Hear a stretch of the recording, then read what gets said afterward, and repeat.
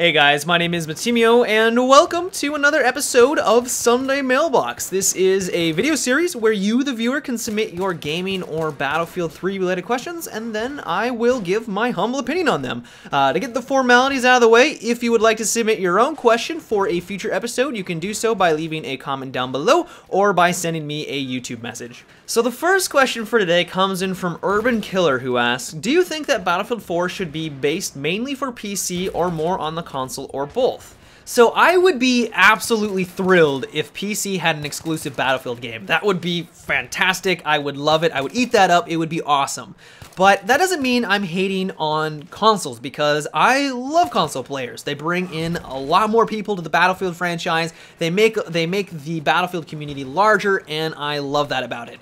But where I run into some problems is that the current gen consoles just do not have the hardware capabilities to play Battlefield. I mean, really, even to play Battlefield 3. DICE had to kind of cut a lot of things and rail in, I'm assuming, a lot of the stuff that they wanted to put in the game, but because they had to take consoles into consideration, they couldn't put it in. A good example of this is that, well, with the upgraded graphics in the game, they couldn't have as much destruction. That's why we don't see as much destruction as we did from their last game, which was Bad Company 2, which you could pretty much destroy everything on the battlefield. Another example of this is their player size. You can only have 24 people on a map compared to the 64 on PC, and they had to balance maps around console players, so they had to make them smaller. And I know a lot of hardcore PC Battlefielders didn't like that because it wasn't like it was for Battlefield 2, where maps were just gigantic. And those are just a couple of examples, but that doesn't mean I think Battlefield 4 should be PC exclusive, because I don't think that that's going to be really an issue, considering that I really do think that it's going to be on the next gen consoles. And while we don't really know anything about the consoles, I'm going to go out on a limb and say that they're probably around the mid or upper mid range for their specs compared to the current PCs on the market. And if that is the case, really that's going to give DICE plenty of room to create a Battlefield game that I'm sure all of us are really going to enjoy, and really what we are kind of expecting for Battlefield 3. So yeah, I would love to have a PC exclusive Battlefield game. It would be awesome, but no, I think that Battlefield 4 should be focused on all the consoles, and it's going to be great because hopefully it's going to be on the next gen system.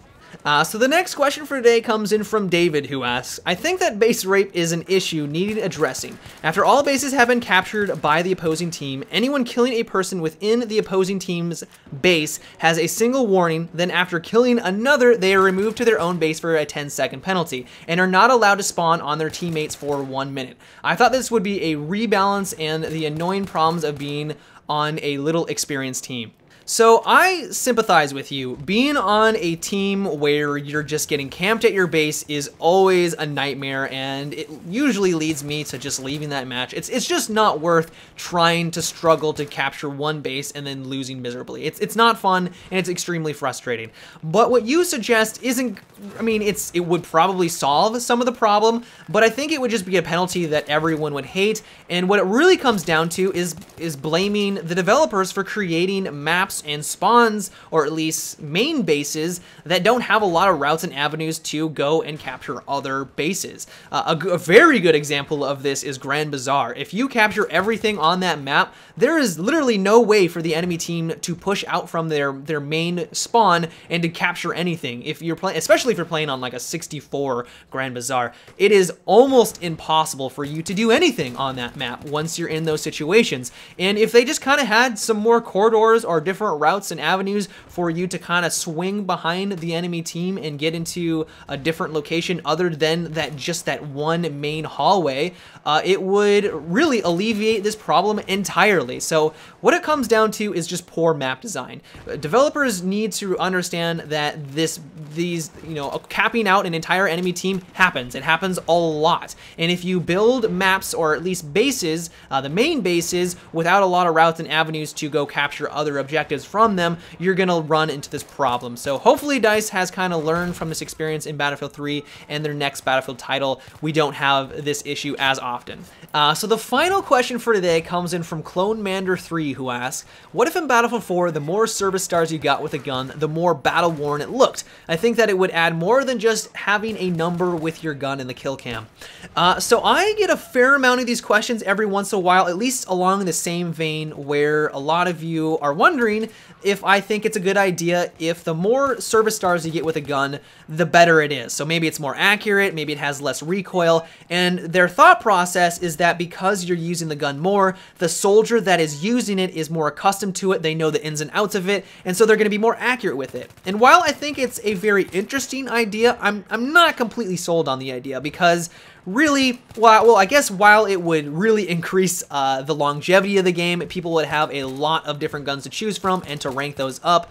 It would really hurt newer players, because a newer player that jumps into Battlefield a couple of months after the game is released, they're going to start off with, well, nothing. They're going to have all the basic weapons that aren't going to be ranked up, and they're going to be going against people that, well, first of all, have been playing for a long time, and they have these awesome weapons that are max rank or near max rank where they're highly accurate, so they're just going to blow the noobs out of the water. I know that's kind of the case already, but it would just kind of further disincentivize people for purchasing Battlefield, which I think is a terrible idea.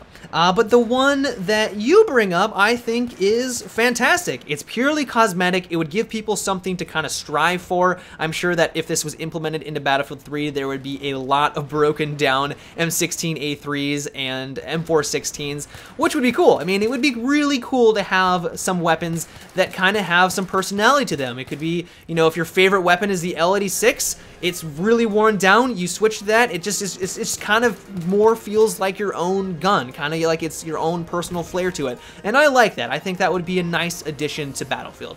But yeah, guys, that's about it for today's Sunday Mailbox. I would love to know what you thought about these 3 topics. Let me know down below in the comment section, and once again, if you would like to submit your own question to be featured in a future episode, you can do so by sending me a YouTube message or by leaving a comment down below. But until next time, guys, have a good one and take it easy.